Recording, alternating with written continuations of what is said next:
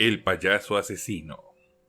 Los payasos se suponen deben hacernos reír, pero la gran mayoría les da miedo.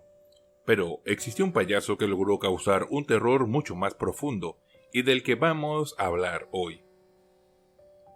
Antes de empezar, no olvides suscribirte al canal, darle like al video y activar la campanita de notificaciones. Ahora sí, empecemos. Nacido el 17 de marzo de 1942 en Chicago, John Wayne Gacy tuvo una infancia de lo más traumática. Su padre era alcohólico y maltratador, abusaba física y verbalmente de su mujer y de sus hijos, incluido John, al que menospreciaba y golpeaba sin cesar llamándolo mariposón. La inseguridad del niño con respecto a su sexualidad comenzaron aquí y fueron aumentando con el paso de los años. También influyeron los abusos sexuales que sufrió con 9 años por parte de un amigo de sus padres, y del que jamás se enteraron. John pensó que le culparían de lo ocurrido, de ahí su silencio, el mismo que utilizó cuando sus compañeros de colegio lo acosaban, un bullying que le llevó a encerrarse en sí mismo. A todo ello se sumaba sus constantes problemas de salud, sufría importantes mareos. Esto apuntaba a dos posibles factores: el accidente que tuvo con 9 años al caerse de un columpio y golpearse fuertemente la cabeza, o las fuertes palizas por parte del padre. Aquello se tradujo en un coágulo en el cerebro que le hacía perder la conciencia momentáneamente y le impedía concentrarse. Sin posibilidad de terminar los estudios, John, con el tiempo, encontró en la política una vía de escape. Se ofreció como candidato del Partido Demócrata en su localidad, pero de nuevo se topó con la desaprobación de su padre. Este no podía soportar que su hijo estuviese en el bando contrario, ya que su padre era republicano y conservador. Así que John puso tierra de por medio y se desvinculó de su familia. A sus 18 años aterrizó en Las Vegas y empezó a trabajar en una funeraria como asistente mortuario. Se pasaba los días rodeados de cadáveres, a los que embalsamaba y preparaba para el funeral. De hecho, su fascinación por la muerte llegó a tal punto que, cuando su jefe no estaba, se colaba en los ataúdes de los jóvenes cadáveres para acariciarlos. Solo paraba cuando le entraban los remordimientos, un conflicto interior que atajó regresando a casa. Cuando volvió, se graduó en una escuela de negocios. Trabajó en una compañía de zapatos y al mudarse a Springfield conoció a su primera esposa, Marilyn Myers.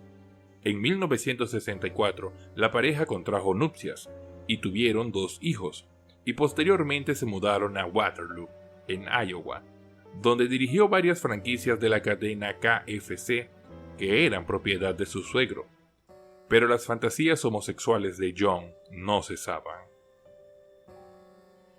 Estas encontraron salida al unirse a la Cámara Junior de los Estados Unidos de Waterloo. Como miembro reconocido y admirado de su comunidad, John recibió varias distinciones, pero todo esto era una fachada. Todo gracias a un personaje que él había creado, el payaso Pogo, con el cual éste se disponía a acercarse a los niños y así ir determinando si podían ser posibles presas. Gracias a su carisma innato, Gacy siempre atraía a las personas y éstas creían en sus palabras y sobre todo sentían confianza en él. Este payaso se volvió un símbolo de terror con el tiempo, pero para eso habría que esperar. Con el tiempo, esta institución se vio inmersa en actividades relacionadas con las drogas, la prostitución, la pornografía o el intercambio de parejas. Gacy, uno de los más asiduos, incluso transformó el sótano de su casa en una especie de club donde acudían meretrices y adolescentes con ganas de alcohol. Gracias a su estatus social, John pudo acceder a menores de edad, hijos de otros socios, a los que convencía para mantener relaciones sexuales.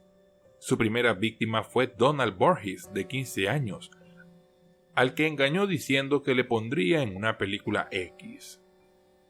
Nada más llegar a su domicilio, Gacy emborrachó a Donald, puso la cinta pornográfica y le presionó para que le practicase sexo oral.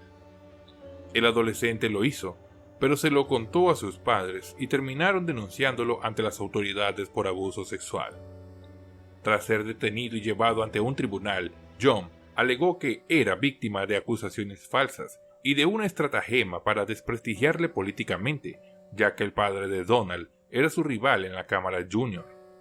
Pero esto no sirvió de nada, y menos cuando contrató a un matón para dar una paliza a Donald. Esta idea se le volvió en contra y terminó acudiendo a una evaluación psiquiátrica que determinó que sufría de un trastorno de personalidad antisocial. Pese a los informes, John fue declarado apto y responsable de sus actos. De hecho, el delincuente sexual se declaró culpable, pero una vez más echó la culpa a la víctima, reseñando que el joven venía buscándolo y que él solamente accedió a ello. El tribunal lo sentenció a 10 años de prisión en la cárcel de máxima seguridad de Anamosa, en Iowa. Era diciembre de 1968. Y tras el veredicto, jamás volvió a ver a su esposa ni a sus hijos. Pero, como ocurre con este tipo de presos de naturaleza sexual, el presidio para John fue como un paseo por el parque. Se comportaba como una persona modélica y se convirtió en el cocinero de la penitenciaría. Todo en él irradiaba ejemplaridad. Quizá por eso tan solo cumplió 18 meses y obtuvo la libertad condicional con 12 meses de vigilancia. Pero su vida criminal no había terminado con esto. Apenas estaba empezando. En julio de 1971 conoció a un joven, Michael Reed, que fue contratado por Gacy para su empresa de reformas, a cambio de alojamiento y sexo. Gacy lo golpeó con un martillo en la cabeza y el chico pudo escapar al día siguiente. El 2 de enero de 1972 recogió a un chico de 15 años, Timothy McCoy. Al día siguiente lo mató a puñaladas en su propio domicilio y lo enterró bajo su casa, siendo el primer asesinato confeso de Gacy. Esto causó malos olores y atraía moscas a su domicilio. En 1975, Carol Hoff, su segunda esposa, ya sospechaba que las continuas ausencias nocturnas de su marido no eran por trabajo, sino para mantener relaciones sexuales homosexuales con adolescentes en el sótano de su casa, aunque no imaginaba los crímenes que allí mismo se cometían. El 29 de julio de 1975, John Butovich, de 16 años, fue abusado sexualmente y estrangulado. Tras una pausa delictiva de más de 3 años, el posterior divorcio de Gacy en marzo de 1976 le permitió tener más tiempo y más espacio para sus actividades delictivas, iniciando una dramática escalada de crímenes a un ritmo de 1 cada 3 o 4 semanas. En 1977, David Daniel, por aquel entonces tenía 28 años, declaró que John Wayne Gacy le ofreció llevarlo a la estación de autobuses, pero Daniel rehusó. También dijo que Gacy era muy insistente, llegándole a pedir 7 veces e incluso ofreciéndole droga. De las 2 víctimas que fueron reportadas como supervivientes, Daniel fue el único vivo para relatar el procedimiento de John Wayne Gacy, el cual consistía en atarlos, torturarlos de diversas formas, sodomizarlos y, por último, estrangularlos.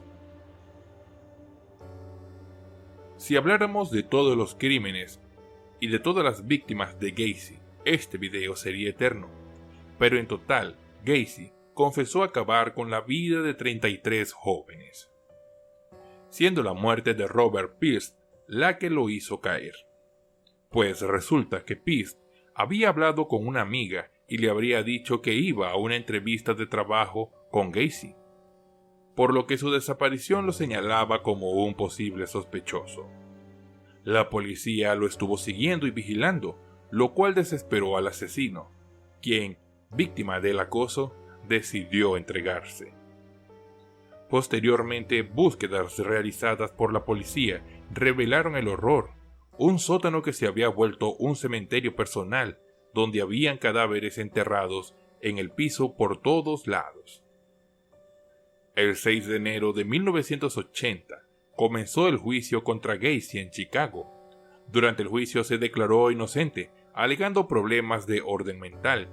Sin embargo, su testimonio fue rotundamente rechazado, ya que se le realizaron estudios, dando resultados negativos, es decir, que no tenía ni padecía de problemas mentales.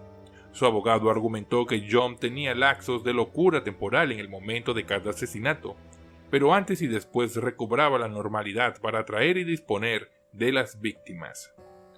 En un momento del juicio, la defensa de Gacy intentó afirmar que los 33 asesinatos fueron muertes accidentales como parte de una asfixia erótica, pero el forense del condado de Cook demostró con evidencias que estas afirmaciones eran imposibles.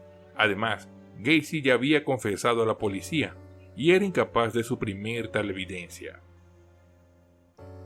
Al final, John Wayne Gacy fue hallado culpable el 13 de marzo y sentenciado a varias cadenas perpetuas y varias sentencias de muerte.